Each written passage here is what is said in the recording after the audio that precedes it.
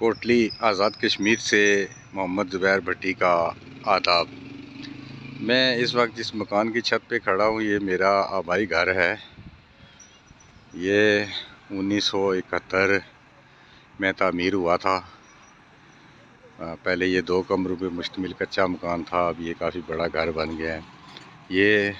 میرے والدین جو مزدور تھے ان کا گھر ہے، اور اس گھر کی خصوصیت جو ہے وہ یہاں پہ ایک تختی لگی ہے، یہ آپ کو نظر آ رہی ہوگی اس کے باہر، تو اس پہ لکھا ہے اسکالرز ہاؤس۔ تو یہ خصوصیت ہے اس گھر کی کہ اس میں ان مزدور میاں بیوی نے 1 درجن سے زیادہ اسکالرز اس معاشرے کو دیے ہیں، جن میں ٹیچر ہیں، انجینئر ہیں، ڈاکٹر ہیں، ٹیکنیشین ہیں، شاعر ہیں، ادیب ہیں، سوشل ورکر ہیں، ہر قسم کا بندہ، جتنے بندے ہیں اتنے ہی شعبوں کے وہ ماہرین ہیں۔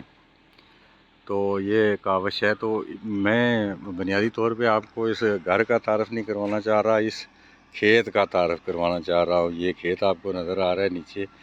یہ منڈی دھڑا جگہ ہے، اس میں یہ واقع ہے۔ تو اس کھیت کی خصوصیت یہ ہے کہ یہ ہمارے پڑوسی جن کا یہ ساتھ میں گھر ہے، چودھری جھنڈا خان، ہمارے لیے وہ چاچا چنڈا ہوتے تھے، یہ کھیت ان کے ہیں، اور یہاں پہ بہت اچھی فصل تیار ہوتی ہے۔ تو اس کھیت کی خصوصیت یہ ہے کہ اس میں ہمارے جوانی تک چاچا جھنڈا جب تک زندہ رہے تو وہ چاول اگاتے ہوتے تھے، چاول۔ یہ خاص بات ہے۔ اس میں آپ دیکھیں یہ ادھر مکئی رکھی ہوئی ہے سوکھنے کے لیے، کچھ اٹھا کے لے گئے ہیں، اور ساتھ میں گندم بوئی ہوئی ہے جو ابھی اگ رہی ہے، نظر آ رہی ہے ہریالی اس کی۔ تو اس طرح یہ سارا جو علاقہ آپ میرے ارد گرد دیکھ رہے ہیں یہ سارا اسی طرح کھیتوں پہ مشتمل دیہاتی موضع تھا شہر کا، لیکن اب اس میں آبادی بہت بڑھ گئی ہے۔ یہ پیچھے آپ جو پہاڑ دیکھ رہے ہیں یہ دکھاڑی والا پہاڑ ہے، اس طرف یہ آپ کو سردہ نظر آ رہا ہے، نکیال روڈ نظر آ رہی ہے، اور میں مغرب کی طرف اگر مڑ جاؤں تو یہ ڈیری نالہ والی پہاڑی ہے سامنے، اور اس سے آگے جنوب مغرب کی طرف یہ سینسا والی پہاڑی ہے،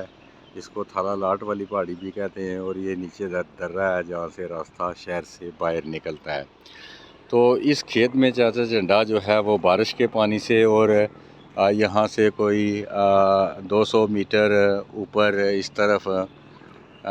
ایک تالاب تھا جس کو ہم علی دادنی بن کہا کرتے تھے۔ بن جو ہے وہ چھوٹے تالاب کو پہاڑی زبان میں کہتے ہیں، اور وہاں پہ پانی جمع ہوتا تھا، اس کے آگے ایک چھوٹا سا مٹی کا بند بنا ہوتا تھا، تو جب چاچا جھنڈا کو چاولوں کے لیے پانی کی ضرورت ہوتی تھی تو وہ اس بند کو نیچے کرتے رہتے تھے، اور اس میں سے پانی یہ جو سڑک آپ دیکھ رہے ہیں یہ بنیادی طور پہ پانی کا راستہ تھا، یہ بہت بڑا نالا تھا، اس میں جب برسات میں طغیانی آتی تھی تو بندہ بہہ جانے کا خدشہ ہوتا تھا، اتنا پانی ہوتا تھا۔ اب پانی ادھر ادھر ڈائیورٹ ہو گیا ہے تو اس وجہ سے سارا پانی یہاں سے نہیں گزرتا، لیکن چاچا جھنڈا اس زمین میں دھان کی فصل اگایا کرتے تھے، اور ان کی فیملی مختصر سی تھی، اور اس وجہ سے ان کے لیے وہ سارے سال کے لیے کافی ہوتے تھے، انہیں خریدنا نہیں پڑتے تھے۔ یہ ہمارا کلچر ہے جو اب تقریباً معدوم ہوتا جا رہا ہے۔ یہ سامنے جو آپ بیری کے 3 بڑے بڑے پیڑ دیکھ رہے ہیں یہ آج سے 50 سال پہلے منڈی والے چودھری غلام میرا آرائی صاحب نے میرے سامنے، اس وقت میں 8-10 سال کا بچہ تھا، تو میرے سامنے یہ جنگلی بیریوں کے اوپر ان کی کلمیں لگائی تھیں، اور یہ دیکھ لے آج کتنے بڑے درخت ہیں، ان پہ وہ پیمدی بیر لگتے ہیں، بے تاشا لگتے ہیں، یعنی ان کو اتنی مقدار میں لگتے ہیں کہ آرام سے بیچ کے پیسے کمائے جا سکتے ہیں، اور پھر اس کے بعد ان کے پتے جو ہیں یہ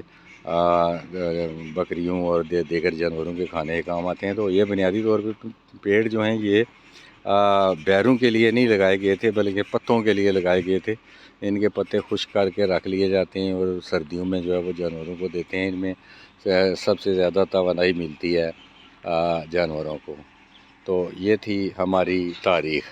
تو اب دیکھتے ہیں کہ اگلی بار کب اس کھیت میں جو ہے وہ چاول اگیں گے، اس لیے کہ تاریخ اپنے آپ کو دہراتی رہتی ہے، اور وہ وقت ایک بار پھر آئے گا کہ یہاں پہ کسی نے چاول کی فصل اگا رکھی ہوگی، اور یہاں پہ کوئی گھر نہیں ہوگا، بلکہ یہ ایک دیہات ہوگا